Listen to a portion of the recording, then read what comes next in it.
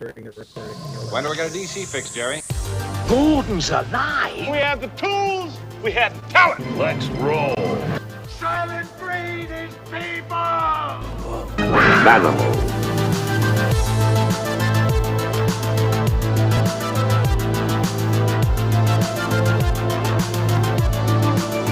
All hail King Manimal. That never gets old.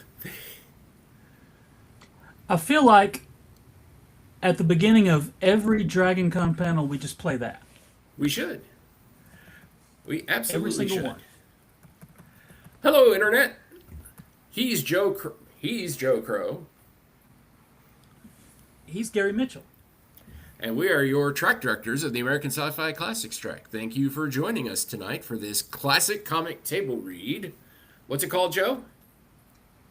It is called, they have lots of the power, Superman meets He-Man, and it's from, if you'll all turn in your hymnals to DC Comics Presents number 47, from July of 1982.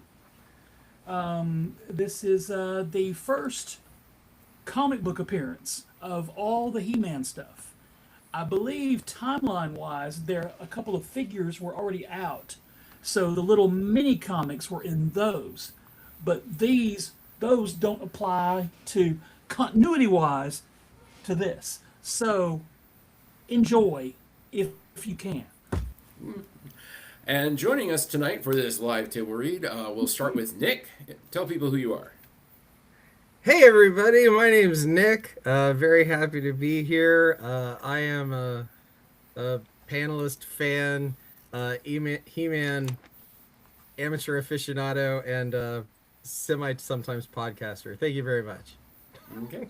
Speaking of podcasters, underneath him, at least on my feed, is Mr. Oh Hi Mark. Hey, I'm Oh Hi Mark. I am a streamer and podcaster and a filmmaker. And I have a well-known I'm a well-known aficionado of the less loved movies from the 60s, 70s, and 80s. Oh, Yes. you're in the right place. Yes, indeed. And then joining us from the Fortress of Baileytude, a man who knows just a little bit about Superman. That's your cue, Mr. Those are all lies. No. Lies, calumny, and lies. No. Hey, Michael Bailey. I am a podcaster. I do talk about Superman on the internet. I've been doing that now in one form or another for 25 years. So I realized that yesterday, which is literally also half my life. And that is both an admission of pride and I think a desperate cry for help at this point. Little bit, but yeah. Though to be fair, I was a He-Man kid as well, like most people, because it's like everything else from the '80s. It wasn't geek culture; it was culture. Yes. And rounding us out is the one and only Mr. Bo Brown, one of the biggest, if not the biggest, Motu fan I have ever met. Aw, thanks. I'm the director of the puppetry track, and when I'm not doing puppets, He-Man is my jam. Indeed. I still remember in the pandemic when you got to come by with the very nice Snake Mountain. I just gotten the classic Snake Mountain. It's so good. It was delightful. This has been a good year for He-Man stuff. Quite the year, yeah. Indeed. And that is why I wanted to do this, because I feel like we're on the cusp. We're making headlines by doing something with Superman and He-Man from 40 years ago. Or 26, 36, 44 years ago. 40, I don't know what math is. Okay, we're just doing a thing. Yep. And hello to everybody watching us on the YouTube. All right, so if anyone has been living under a giant boulder that has been thrown at them by a blonde man, Bo, what is He-Man? Oh wow, what is He-Man? He-Man is a techno sword and sorcery kitchen sink 80s property where if anybody tells you something doesn't belong in He-Man, they don't know enough about He-Man because it's the everything. So for me, Transformers is all robots. G.I. Joe is all army dudes. He-Man is everything. You got Thank dinosaurs with lasers and Yes. magic and machine guns and ninjas and cowboys. I mean, that's what it is. Magic Planet of Eternia, Chosen One type story, puberty lightning. Yeah. It's got everything you could want. Loincloths, Yes. rippling muscles. Loincloths. Yeah. Yes. I have seen the movie. Sexual awakenings Yes. at young There's a lot of- ages for a variety of reasons. Yes, one There of is, my fondest memories of being a child is in 1982, running to one of the local Kmart style stores trying to find the He-Man figure.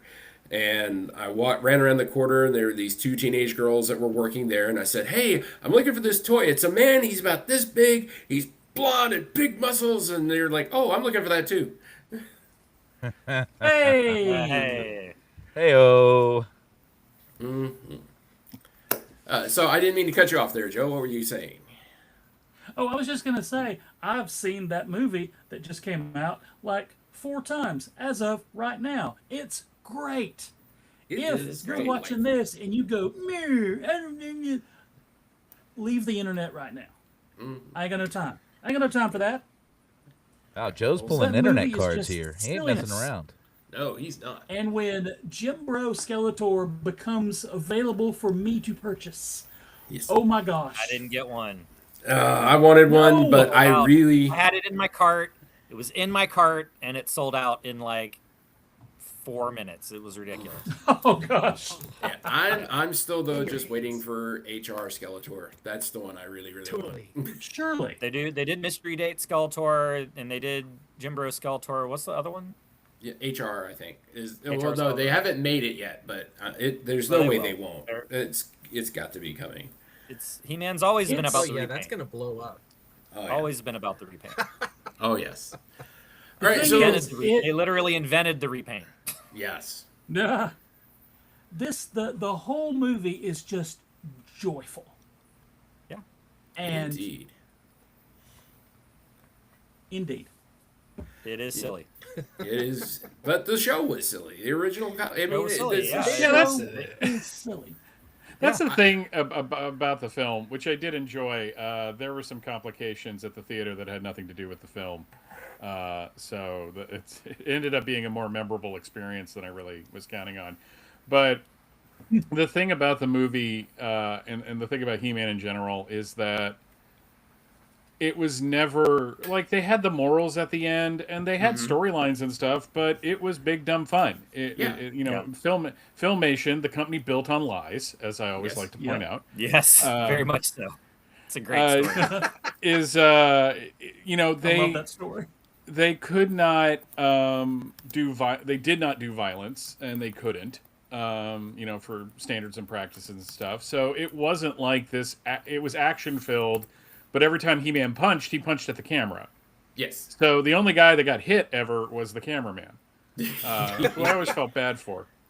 But the movie captured that aspect of it. Like we're not here to like get into all the nitty gritty of it, and if we were, there are conversations to be had. But overall, like I came out of that film going, that was a lot of fun, and I think Yeah. that's really all it really needed to be. Yeah. And so, Mr. Bailey, since you have spoken up, if someone's been living under a green rock for the last 50-some years, what is a Clark Kent?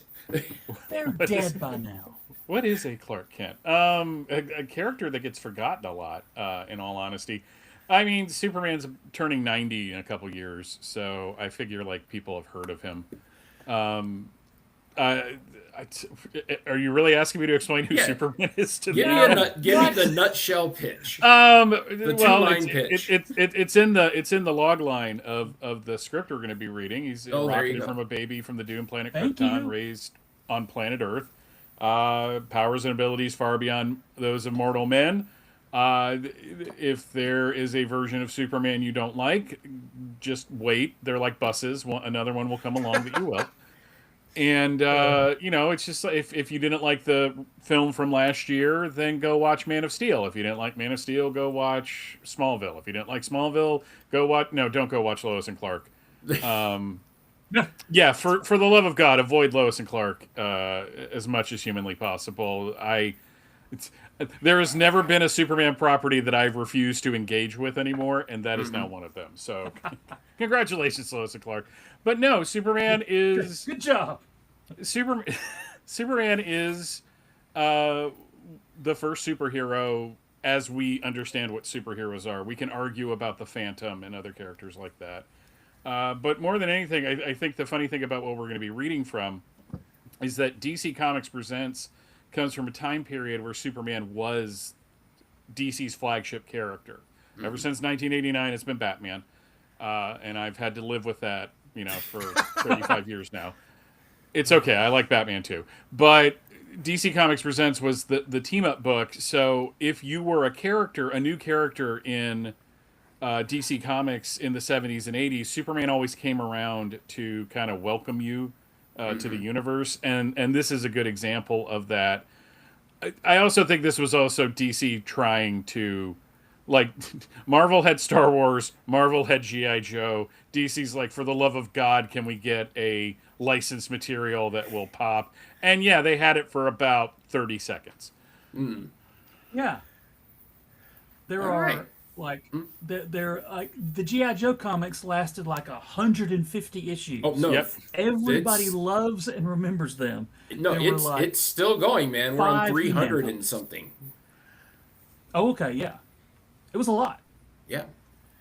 And Larry Hama had been just doing it. So Just keeps doing it. why don't we do this thing? All do right. it. All right. So, Joe, I believe you said you were claiming the narrator. I'll be the narrator.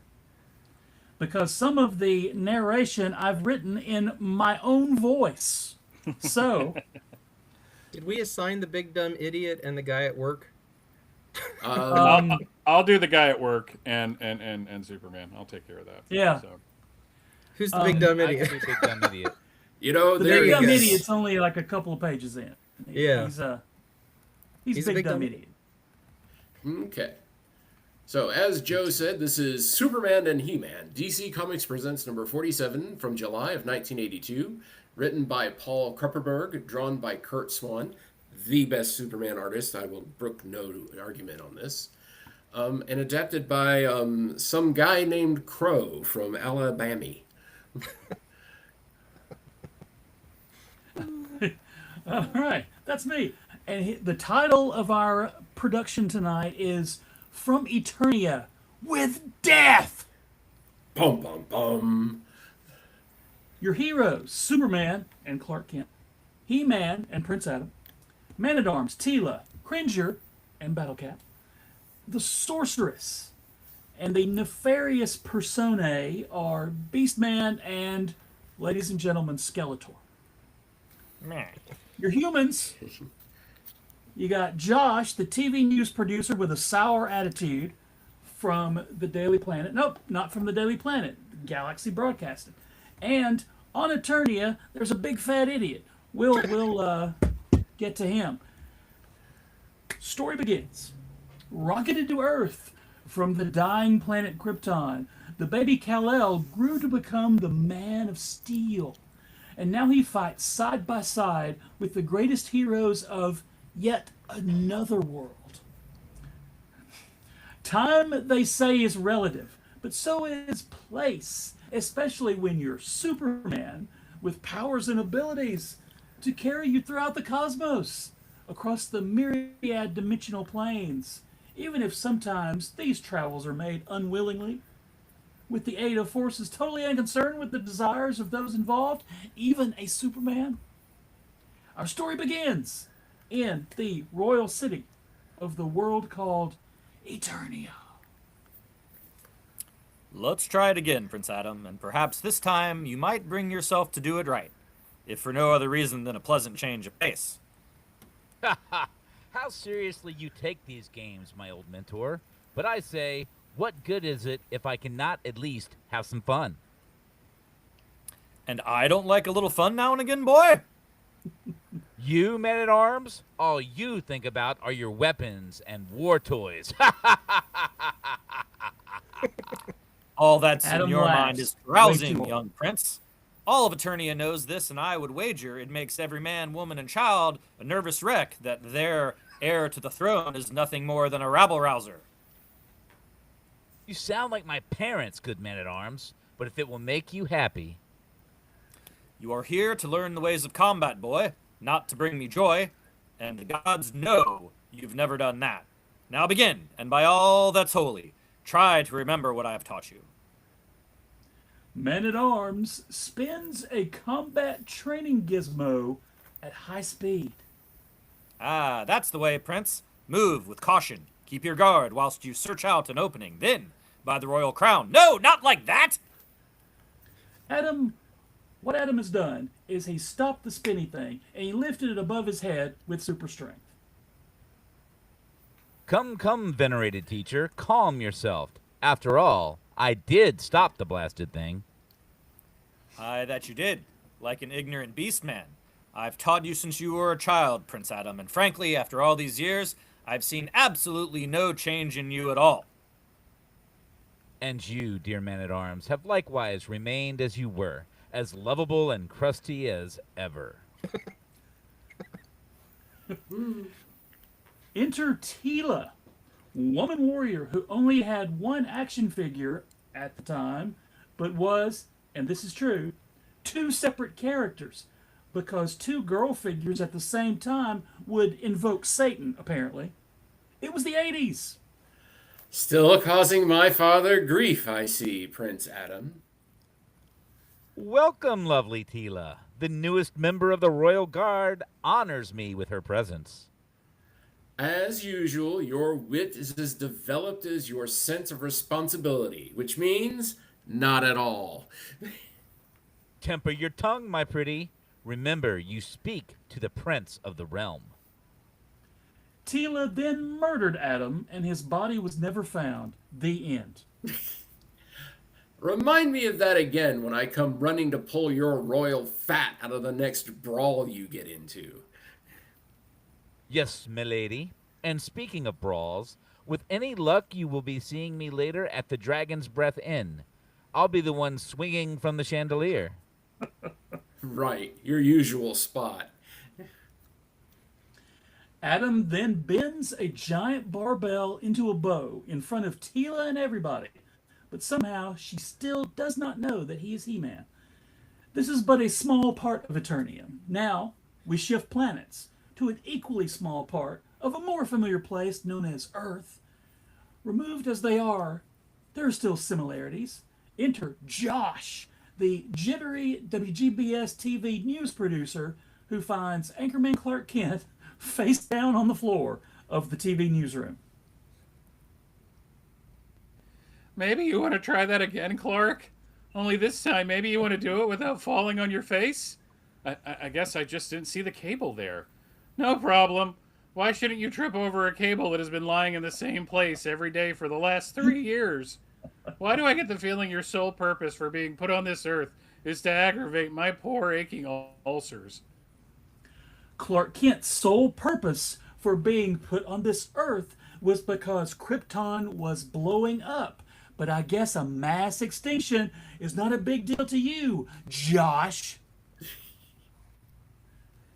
I guess I'm just not used to the show's new format. I never had to walk to the anchor desk on camera before.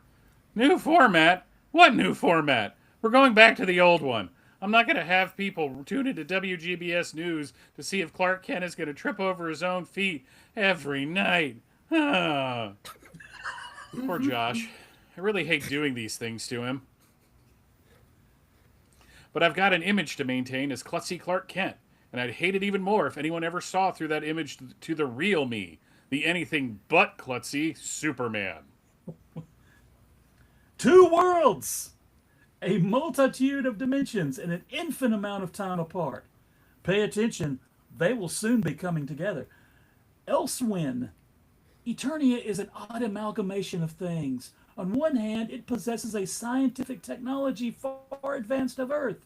On the other, well, here's Adam carousing with his cat in a bar. Enter Cringer in the bar, miserable. Why? Why do I do these things to myself? I would rather be at home in my castle corner. Oh! Be of good cheer, Cringer. We are here for fine times, the lifting of a full flagon of ale with hearty fellows. Maybe for you, but all this shouting gives me a headache. Prince Adam, let's return to the castle. Later, good Cringer. For the nonce, have some, huh? A big dumb idiot strolls up to Adam's table with the sole purpose of making fun of him. Well, well, if it isn't the prince and his pet pussycat. What's the matter, Sire Adam? Your kitty afraid of his shadow again?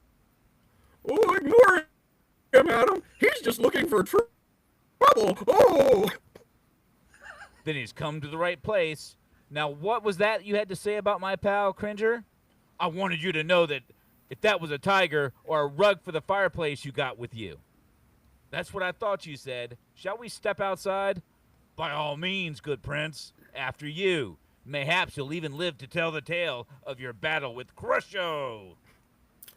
He'll live, Crusho, but the same won't be said of you if you take one more step towards him. Aw, Tila, couldn't you wait until I've had my fun? See what you've done, woman? What would the king say if I allowed his only son to be made into mince pie in some tavern brawl? At least he'd know I fought like a man. Not that I would lose, mind you. The night air is split by the plaintive cry of Zoar, a giant bird of prey, and none but Prince Adam take heed.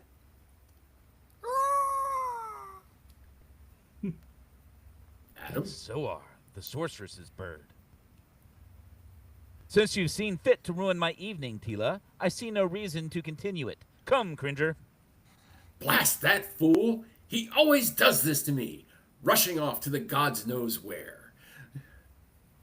But the gods do know where, for indeed it's their call that summons the seemingly frivolous prince of the realm, a summons he dare not ignore. Enter the sorceress. Welcome to the cavern of power, sweet prince. Or should I say, He-Man and Battle-Cat?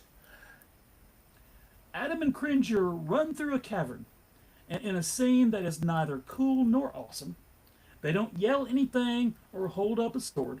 Their clothes just blink, and suddenly they've changed into He-Man and Battle-Cat clothes. Boo! Call me what you want, mighty sorceress. What new danger menaces Eternia that needs the might of He-Man? Alas, as always, mighty warrior, 'tis the evil of the demonic Skeletor. Ah, Skeletor! Were he not the great He-Man, He-Man would gasp with fear. As is, he may barely repress a shudder. Meanwhile, outside Castle Grayskull enters Skeletor and his number one jabroni, Beastman. There it be, Beastman, my goal and my eternal frustration. The Castle Grayskull. How often have its hidden secrets foiled my attempts at entry? For whoever gains possession of its secrets shall rule Eternia! But Master Skeletor, don't you hold but one piece of the key? Aye, for the other remains secreted somewhere else on this miserable world. Yet am I not Skeletor? That places me above the puny laws of man and god alike, for on this day Castle Grayskull becomes mine!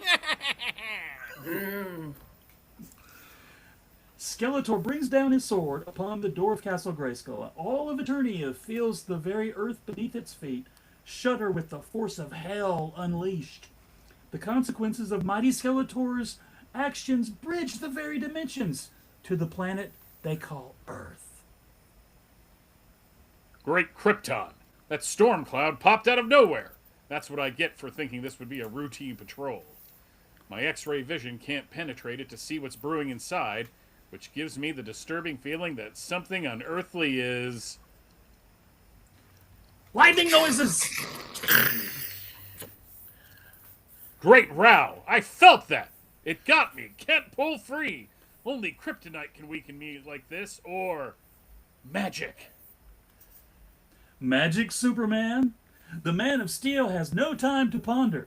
As he is pulled into the heart of the storm cloud, the cloud buffets his invulnerable body, and when it clears, Superman is on Eternia at the drawbridge of Castle Grayskull. By the dark gods, the skies open and Castle Grayskull sends its agent to do battle. Master, what will you do? Why, battle, my hideous lackey. Though the power sword could not pierce the Grayskull walls, even its power reduced by half could dispatch my blue and red garbed foe. Craters of Wegthor. What a trip! Where am I? This isn't Earth, although their language is similar to ours. And who is this skull-faced clown with the overgrown pocket knife? And what makes him think he can hurt me with... Ow! Skeletor strikes Superman with the power sword, slicing a gash into the S upon his mighty chest.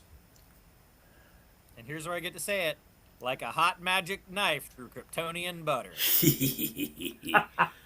First blood is mine, Caped One. Do you bow to the power of Skeletor of Eternia? Or need I have your head before you shall surrender? I'm afraid you don't get either, Skeletor. I don't know where here is, or how I got here, but the name is Superman, and I don't take kindly to your type of greeting. Your strength is prodigious. So I've been told. Now back off and start talking. Superman blasts a super punch into Skeletor's ripped abs. Beastman, attend thy master! My master need say not to thee, not when his faithful Beastman stands ever ready to defend him. Really? You ought to train your pets better, Skeletor. They need to be kinder to strangers. Superman flies with Beastman on his shoulders and then drops Beastman from very high up onto the cold, hard ground. Oh no! Master! Save your loyal servant! Something tells me that the last thing your master is concerned with is your well-being. You are truly perceptive, human. You also annoy me. And what Dark Lord Skeletor finds bothersome, Dark Lord Skeletor dispatches!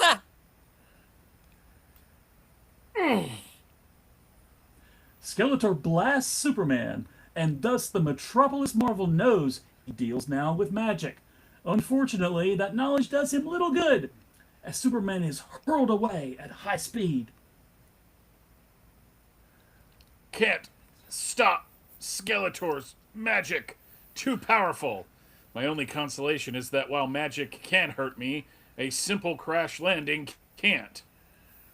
Boom! Superman crash lands at the feet of He-Man and Battlecat.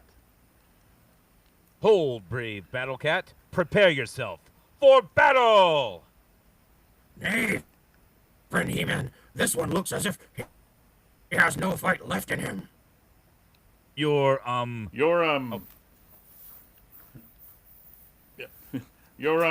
green tiger is right, mister. I hope you're one of the friendly residents of this place now that I met that Skeletor character. Skeletor? Did you say Skeletor? I do indeed know him. 'Tis he who I seek, lest he breach the walls of ancient Castle Grayskull. I am called He-Man. I'm Superman, although I don't hail from these parts. I come from Earth. I've heard of this Earth, and of you, Superman, as well. For is not my mother the queen from Earth herself? But the secret identity of Prince Adam must be protected, even from this trustworthy alien being. We must waste ere not a moment more. Skeletor must be attended to with haste. Away, Battlecat! He-Man and Battlecat race across Eternia, with Superman flying alongside. I wish I knew what was going on here. That cat of yours moves pretty fast, He-Man. Aye, and he may go faster still, almost as fast as light itself. Okay. Oh, you better get ready to speed up. We have unexpected company. Nay, Superman, this company both expected and heartily welcomed. Warmest greetings, men-at-arms. Hail and well met, good warrior. Who is this that flies with you into battle? Introductions are made all around, but meanwhile, all is not well at Castle Grayskull. Doctor. By all that is unholy! How can this be? How may a simple wall of stone and masonry defy the might of one who has conquered universes? I must scale these walls. I shall! Many have tried through the ages, Skeletor, but only he who is the true king of Castle Grayskull may find entry. You are not he. So, the Caped One has returned, with allies. How very amusing. I'm pleased we bring you such joy, Evil One, though I'll wager you'll not meet this with laughter. Ha ha! Pew, pew, pew, pew, pew, pew, pew, pew, pew, pew. Oh, but I shall, Men-at-Arms, I shall. I'll grant you your resourcefulness, Skeletor, but by now you know I am all but impervious to all your magics. That you are, you muscled oof. But your caped friend, he's a different matter, is he not? When we first met, I noticed that he is all too susceptible to sorcery. Superman, guard yourself. Superman does not guard himself. A blast from Skeletor's magic sword makes the Man of Might fall prey to a power beyond any he has ever encountered, and his will is no longer his own. I sense a great power in this warrior. Power mayhap to rival your own, but that is a matter to be decided in Mortal Kombat! Dun, dun, dun, dun, dun, dun. It is indeed quite the battle. A contest between the strongest men of two worlds. One, the orphan son of planet Krypton. The other, the product of a union between the King of Eternia and an Earth woman lost in space. The most powerful man in a universe populated by a myriad of mighty beings. Drop that sword. My master Skeletor wants us to fight with our fists. I will drop my sword, but only to grab your silly red cape and swing you round with my mightiest of arms. Take that! Whamp. Ah! That does it. No one in a fur loincloth has ever beaten Superman. And no one wearing blue pants has ever defeated He-Man. One super punch ought to do it. Yes, my champion, you are most mighty. Nay, one punch from a strapping Eternia man shall. Superman's punch lands with a thoom, and He-Man is knocked the fudge out, while Skeletor revels in his victory. You must possess the might needed to smash your way into Castle Grayskull, so I may at last make it mine. Fly, Caped One, fly at full speed into yon castle! I can't help but to obey that fiend. His magic makes it impossible to do anything else. I don't want to hurt He-Man any further, And I also don't want to smash into the castle. But how do I stop myself? How? Unless I can distract Skeletor with my heat vision long enough to lose his concentration, even for a nanosecond. If I can't, I don't know what evil will be released upon Eternia. Onward, Super One. Clear the way so I may command the awesome powers of Castle Grayskull and rule this miserable... What? The ground. It grows hot under the feet of mighty Skeletor. Oh, hot, hot, hot! You bet it does, Skullface. And it's going to do much more, such as harden into a super what? Tough. Oh, super tough prison that will hold you while I get free of your magical grip. By the Dark Ones! Now fly out of range of your magical hold on me. Frankly, Skeletor, you impress me less and less as we go along. Mock me if you will, as I burst forth from your melted stone prison. You are still susceptible to a new spell. Maybe so, Skeletor, but we would have let you cast it first. But we would have to let you cast it first. Good to have you back on our side, Superman. Good to be back. Now, if you'll allow me, I'll fly Skeletor to an Eternian jail cell. By all means, good sir. May the Dark Ones damn you for all eternity, fools! You may have bested me for the nonce, but I shall magically teleport away and recoup my strength, and then I will make Castle Grayskull mine for all time! Warp.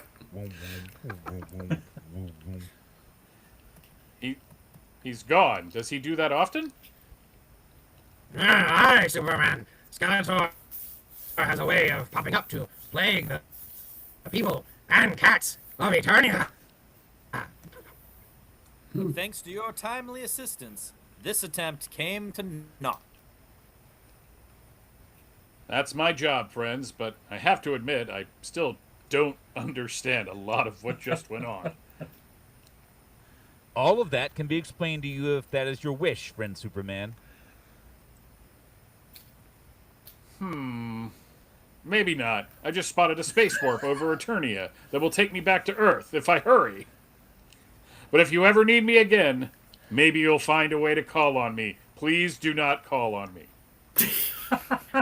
Fear not, friend. Should you be required, I know how I may call upon you. Until then, farewell. Now we all put our hands on our fists and our hips and laugh.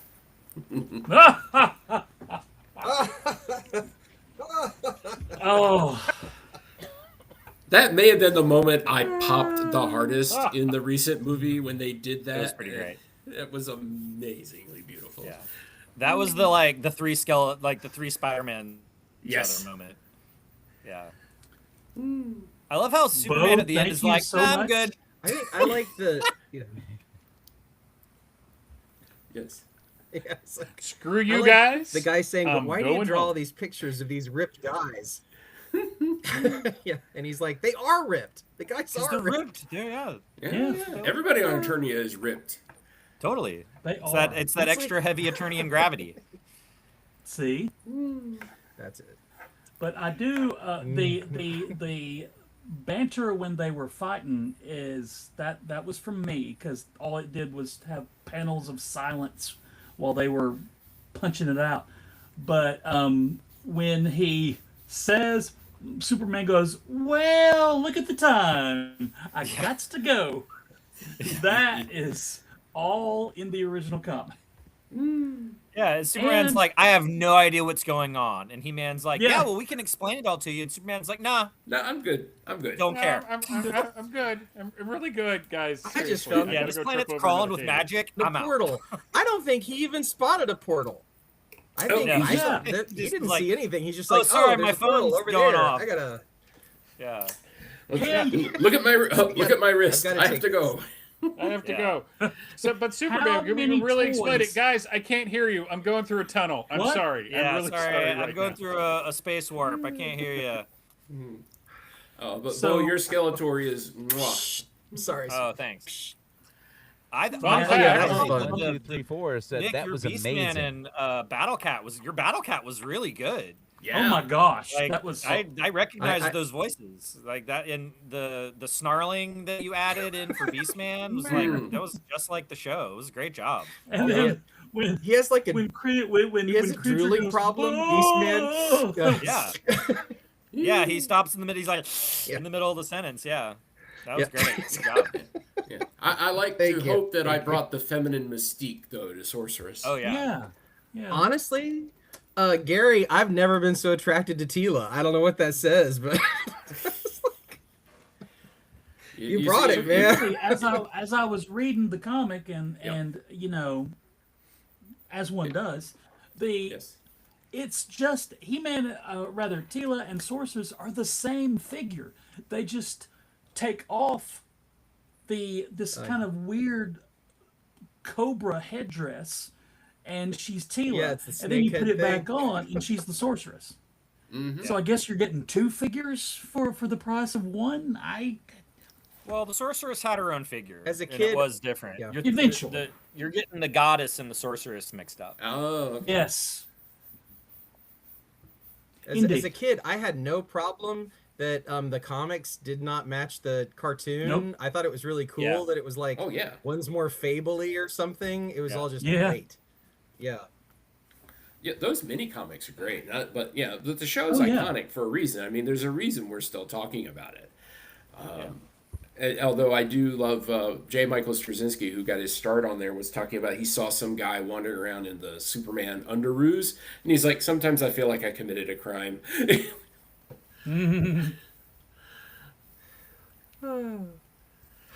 That's great. Yeah, I mean, they really just were like, how does Superman get to Eternia? It doesn't matter. Nope. Like, How does he get home? Doesn't matter. doesn't matter. And He just flies away. let's say you're an action figure consumer reading this comic and going, this might be, and then Superman, of which at the time there were no action figures, beats the shit out of all of these new action figures. So, hey, remember, why not? Let's go to Walmart tomorrow. To be fair, That's the my Superpowers beef. line came out a year later, so it's just Yeah, you know, and there probably actually wouldn't have was, been so- one, a Superpowers line without Without He-Man. Masters, yeah. They were great toys. I love them. Yeah. No, I don't. I think it's more accurate to say there wouldn't be a Superpowers line if Star Wars wasn't ending. Well, No, that 'cause you are Kenner- correct. Kenner needed another line of toys to put out since that was Desperate. wrapping Yeah, up. and when you, I mean, that's part of what made He-Man so successful. You know, was that the biggest toys when He-Man came out was Star Wars. And you know, if you look at a Kenner Star Wars figure next to He-Man, I mean, it's insane. Yeah. You know, like it's nuts to go from that to that and be like, and have kids just be like, yeah, this is what we want. Oh, and for me, it was the action feature, being able to put that Yeah. sword in He-Man's hand and he would wham. It was Yeah. just like The that action was features just were great. great. That's literally what happened to me though. Christmas '83 was You got my hit by second He-Man? big. No, I got yes. We can't talk about it because of the settlement, but still. Yeah.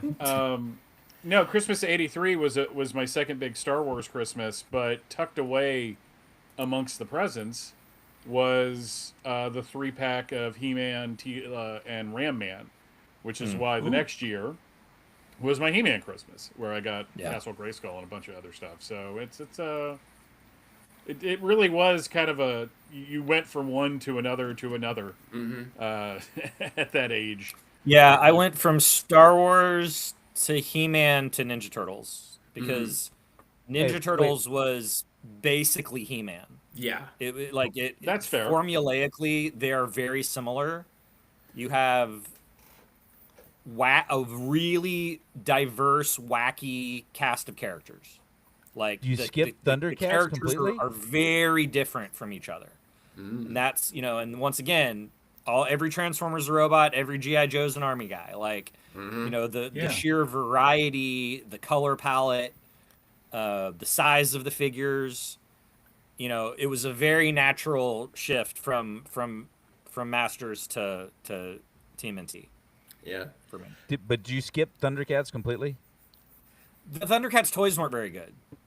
Oh. No, they weren't. They were crap. They were really blocky, and they weren't very good toys. I feel like now today the reason that they've remade the Thundercats toys, that company Super 7, is because maybe they felt the same way when the original Thundercats toys came out.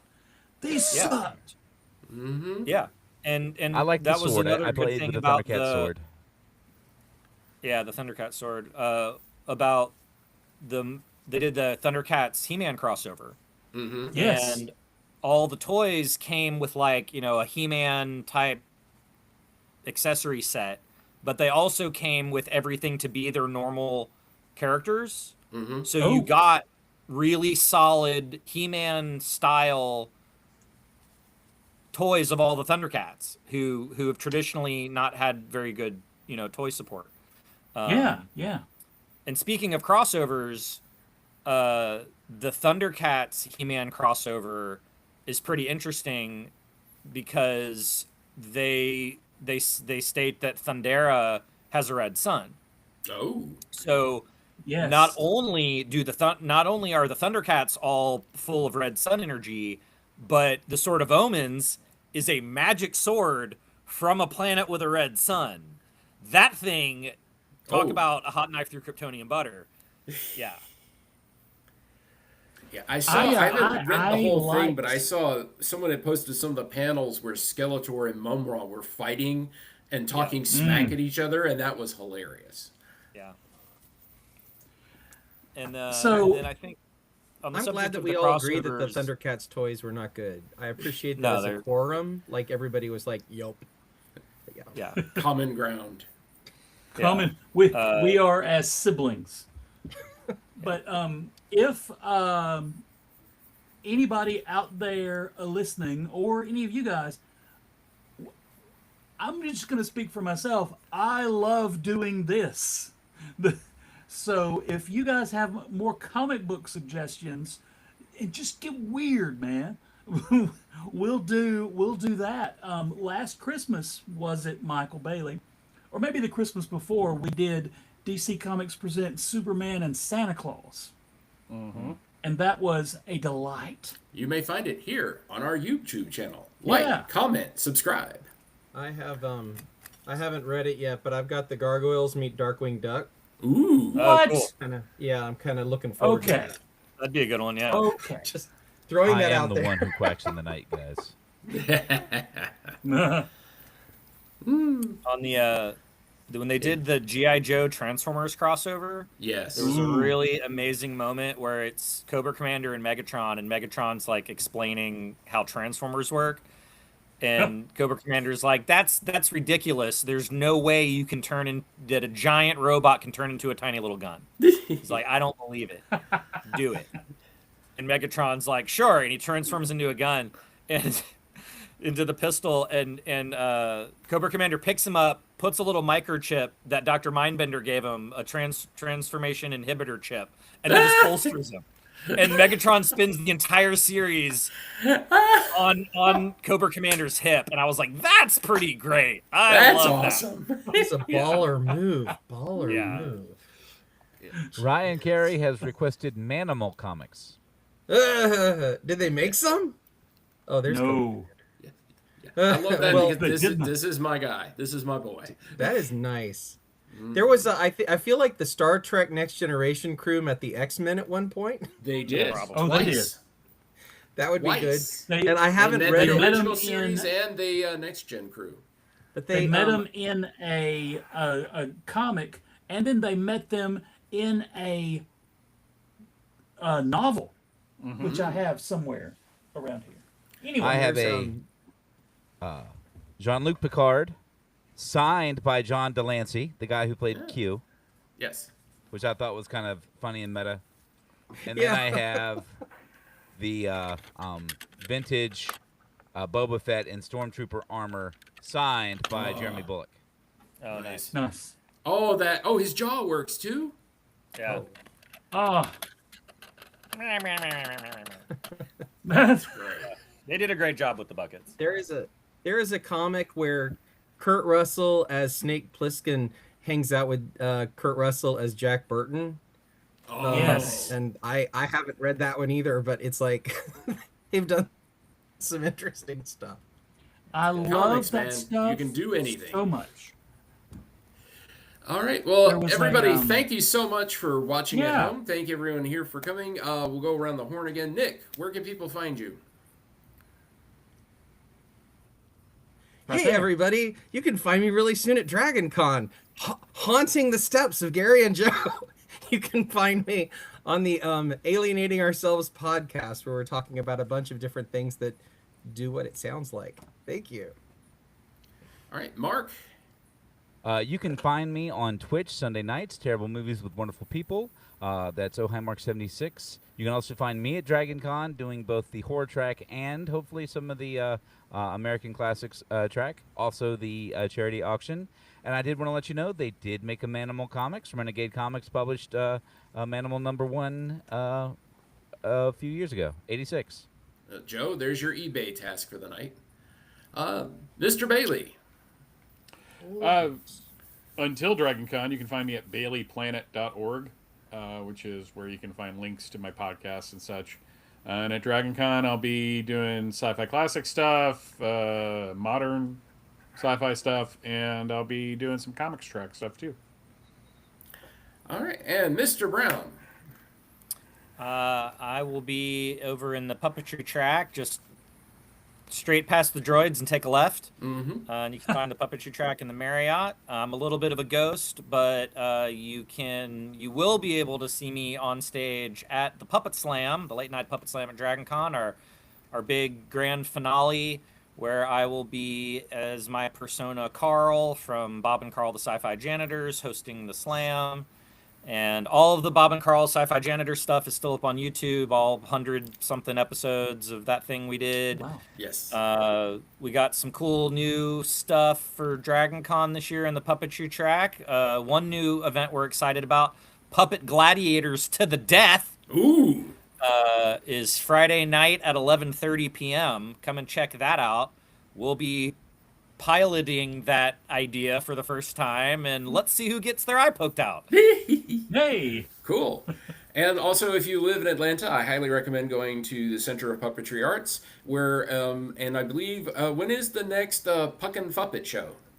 The next Puck and Fuppet show, which is my adult open mic puppet variety show, is in October. There will be a show in October that's loosely Halloween themed. There'll be one in there'll be one in December themed around the holidays, and another one in February for Valentine's Day. Very So come and check that out. It's a lot of fun, and I guarantee you'll laugh at something, because it's always weird. And since it's an open mic show, I have no idea what's going to happen. But I'll be there to introduce it. Yay. All right, and Joe, where can people find us? In a few weeks, we're going to be immersed. We're going to be boots on the ground at DragonCon. So 3 weeks please from this find day. us somewhere. And in between now and then, and probably after, just Google Joe Crow or Gary Mitchell, and it's us. You'll find us. I'll probably be at a National Guard armory announcing pro wrestling, and Gary will be in the audience of that pro wrestling show, turning the crowd against me, which he does with such relish. Who doesn't love relish?